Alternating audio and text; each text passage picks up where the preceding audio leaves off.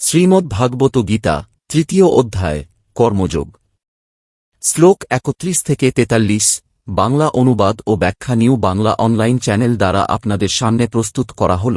যদি আপনাদের ভালো লেগে থাকে তবে অবশ্যই লাইক, শেয়ার ও কমেন্টস করতে ভুলবেন না। শ্লোক ৩১ যে জনা ইমং ধর্মমৃতং ইদং যথোক্তম পরিবর্তন্তে শ্রদ্ধাবন্ত অনুসূজন্ত মুচ্চন্তেতে অপি কর্মভিক। বাংলা অনুবাদ যে ব্যক্তিরা আমার উপদেশ যথাযথভাবে শ্রদ্ধার সঙ্গে গ্রহণ করেন এবং কোনো প্রকার দোষারোপ করেন না, তারা কর্মফল থেকে মুক্ত হন। ব্যাখ্যা এই শ্লোকে শ্রীকৃষ্ণ বলছেন, যারা ভগবানের শাস্ত্রীয় নির্দেশ মেনে চলেন এবং বিশ্বাসের সঙ্গে তাকে গ্রহণ করেন, তারা কর্মের বন্ধন থেকে মুক্তি লাভ করেন। এর মানে হল, যারা শুদ্ধ চিত্তে ধর্মের পথে চলেন তাদের কর্মফল আর তাদের আটকে রাখতে পারে না। শ্লোক ৩২ যে তেতদভ্য সুজন্ত নানুত্তিষ্ঠন্তি মেয়ি মতম সর্বজ্ঞান বিমূঢ়াংস্তান বিদ্ধি নষ্টাঞ্চেৎস। বাংলা অনুবাদ যে ব্যক্তিরা ঈর্ষার কারণে এই শিক্ষাকে মানতে অস্বীকার করে, তারা জ্ঞানের অভাবে পথভ্রষ্ট হয়ে যায়। তাদের অন্তর স্থির নয় এবং তারা ধ্বংসের পথে চলে। ব্যাখ্যা এখানে ভগবান শ্রীকৃষ্ণ সতর্ক করছেন যে, যারা শাস্ত্র এবং ধর্মীয় শিক্ষাকে অবজ্ঞা করেন তাদের মন অস্থির হয়ে পড়ে এবং তাদের জীবনে কোনো স্থিরতা থাকে না। শ্লোক ৩৩ সদৃশং চেষ্টতে সস্যা প্রকৃতের জ্ঞানবান প্রকৃতিং জানতি ভূতানি নিগ্রহ কিং করিষ্যতি। বাংলা অনুবাদ জ্ঞানী ব্যক্তি তাঁর প্রকৃতি অনুযায়ী কাজ করেন। সকল জীবই তাদের প্রকৃতি অনুসরণ করে, দমন করে এই প্রকৃতিকে পরিবর্তন করা সম্ভব নয়। ব্যাখ্যা এখানে শ্রীকৃষ্ণ বোঝাচ্ছেন যে, মানুষের প্রকৃতির উপর নির্ভর করে তাদের কার্যকলাপ। প্রকৃতি মানুষের ভেতর নিহিত থাকে এবং তাকে জোর করে বদলানো যায় না।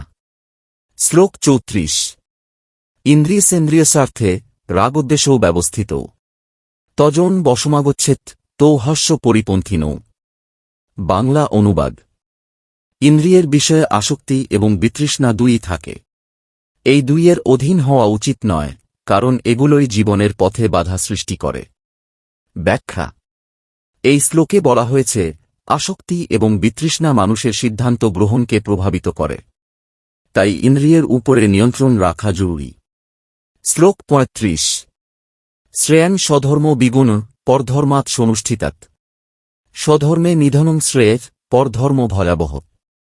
বাংলা অনুবাদ নিজের ধর্ম পালন করা ত্রুটিপূর্ণ হলেও শ্রেয়, অন্যের ধর্ম সুন্দরভাবে পালন করলেও তা অনিষ্টকর।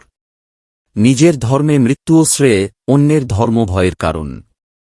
ব্যাখ্যা এখানে শ্রীকৃষ্ণ ব্যক্তির নিজস্ব কর্তব্য পালনের গুরুত্ব বোঝাচ্ছেন। অন্যের পথে চলা নিজের প্রকৃতি এবং কর্ম থেকে বিচ্যুত করে। শ্লোক ৩৬ অর্জুন উবাচ অথ কেন প্রযুক্ত এরং পাপং চর্তি পুরুষ অনিচ্ছন্নপি বার্ষ্ণে বলাদীব নিয়োজিত। বাংলা অনুবাদ অর্জুন বললেন, হে বংশীধারী কৃষ্ণ, মানুষ কেন অনিচ্ছা সত্ত্বেও পাপ করে, যেন কোনো শক্তি তাকে জোর করে তা করায়। ব্যাখ্যা অর্জুন জানতে চাইছেন, কেন মানুষ ইচ্ছা না থাকা সত্ত্বেও ভুল পথে চালিত হয়। শ্লোক ৩৭ শ্রীভগবান উবাচ কাম এষ ক্রোধ এষ রজগুণ সমুদ্ভব মহাশনো মহাপাপমা বিদ্ধেনমিহ বৈরিণম। বাংলা অনুবাদ ভগবান বললেন, এই কাম এবং ক্রোধ হল রজগুণ থেকে উদ্ভূত। এটি সবকিছু গ্রাস করে এবং মহাপাপের উৎস। যেন এটি মানুষের প্রধান শত্রু। ব্যাখ্যা শ্রীকৃষ্ণ স্পষ্ট করে দিচ্ছেন যে, কাম এবং ক্রোধ মানুষকে তাদের লক্ষ্য থেকে বিচ্যুত করে। এগুলোকেই শত্রু মনে করে দমন করতে হবে। শ্লোক ৩৮ ধূমেনাভ্রিয়তে বহ্নির যথাদর্শ মলেঞ্চ যথোলবেনাবৃত গর্ভ তথা তেনেদমাবৃতম। বাংলা অনুবাদ যেমন আগুন ধোঁয়ায় আচ্ছন্ন হয়, আয়না ময়লায় ঢাকা পড়ে অথবা ভ্রূণ গর্ভে থাকে, তেমনি জ্ঞান কাম দ্বারা আচ্ছন্ন হয়। ব্যাখ্যা এখানে কামকে মানুষের অন্তর্দৃষ্টিকে আচ্ছন্নকারী শক্তি হিসেবে দেখানো হয়েছে। শ্লোক ৩৯ আবৃতম জ্ঞানমেতেন জ্ঞানিনো নিত্যবৈরিণা কামরূপেন কাউন্তে দুষ্পুরেনাল্লেন্স। বাংলা অনুবাদ। হে কৌন্তে! জ্ঞান সর্বদা এই নিত্যশত্রু দ্বারা আবৃত থাকে, যা কামনারূপে বিরাজমান এবং যা অগ্নির মতো কখনোই পরিপূর্ণ হয় না। ব্যাখ্যা। কাম বা আকাঙ্ক্ষা এমন এক শক্তি যা মানুষকে অন্ধ করে ফেলে এবং তার জ্ঞানকে আচ্ছন্ন করে দেয়। এটি সর্বদা অতৃপ্ত থাকে এবং জীবনের প্রকৃত উদ্দেশ্য থেকে বিচ্যুত করে। শ্লোক 40। ইন্দ্রিয়াণি মনোবুদ্ধির স্বাধিষ্ঠান মুচ্যতে।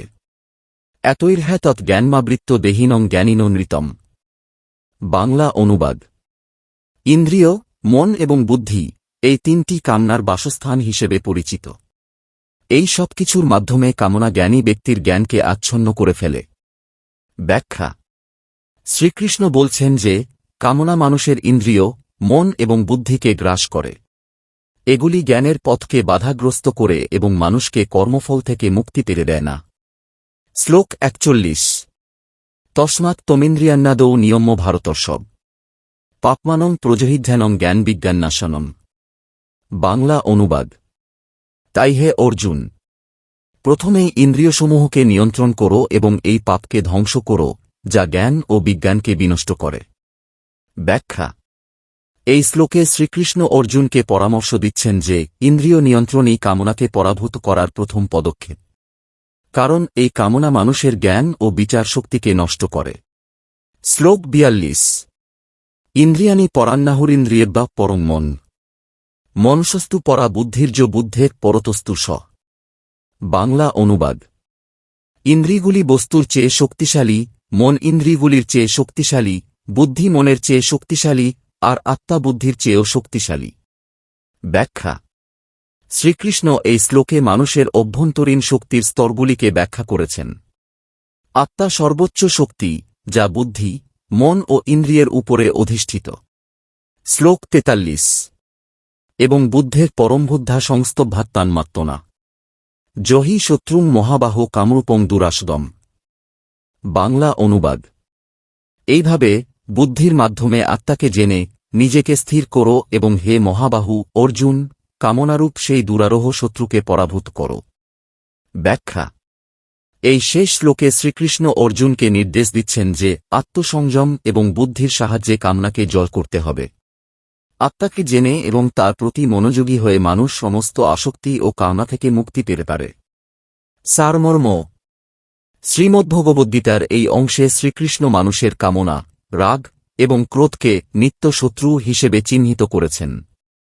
তিনি অর্জুনকে বোঝাচ্ছেন যে ইন্দ্রিয় নিয়ন্ত্রণ, বুদ্ধি প্রযোগ এবং আত্মজ্ঞান লাভের মাধ্যমে এই শক্তিগুলিকে জয় করা সম্ভব। কামনা মানুষকে অন্ধ করে রাখে, তাই এটি জয় করা মানেই প্রকৃত মুক্তি লাভ করা। আধ্যাত্মিক শিক্ষা। ইন্দ্রিয় ও মনের উপর নিয়ন্ত্রণ অর্জনের জন্য ধ্যান, জ্ঞানচর্চা এবং আত্মবিশ্লেষণের প্রয়োজন। এভাবেই মানুষ মোক্ষের পথে এগোতে পারে। এখানেই সমাপ্তি ঘটল শ্রীমদ্ভাগবত গীতার 3য় অধ্যায়ের। দেখা হচ্ছে শ্রীমদ্ভাগবত গীতার পরবর্তী ভিডিওতে। ভালো থাকুন, সুস্থ থাকুন আর দেখতে থাকুন নিউ বাংলা অনলাইন চ্যানেল।